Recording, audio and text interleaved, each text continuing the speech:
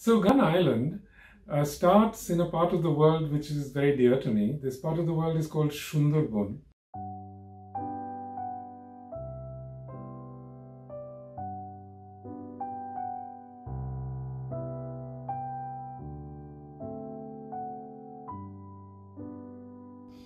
It's the world's largest mangrove forest, and it has an amazing ecology. You know, it's got tigers and giant crocodiles and snakes and of all kinds and so on.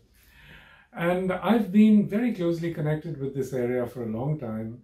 I wrote a book about it, a novel in fact, which was called The Hungry Tide, which came out in 2004. And actually some of the characters from that book figure in this book as well. So, you know, way back when I was writing that book, I spent a lot of time in the Sundarban, and I saw already back then that climate change was having a devastating impact, you know, on this area. And then, you know, the other place where this book begins, really, the story begins, is Venice. Because I spent some time in Venice a few years ago, and I discovered, to my utter surprise, that Venice is now full of people from Bengal and a lot of people from the Sundarban. You know, because what's happened is that with sea level rise, a lot of people have been displaced from the mangrove swamp and have actually moved, of all places, to Venice, you know, because, you know, they've come across the Mediterranean, making these incredibly sort of dangerous journeys across the sea. So all these stories really became very fascinating to me, because I've been thinking about climate change for a long time. I've even written a book about it.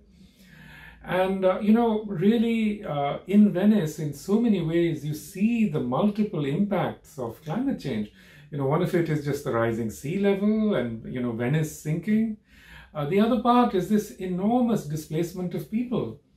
And again, you know, from the Sundarban, there comes this astonishing legend, you know, and the legend is about the goddess of snakes, who represents, you know, the voices of all non-human beings, and her conflict with a merchant, you know, a merchant who puts profit before everything else. So in this legend already, it's a very ancient legend, you know, going back a long, long way.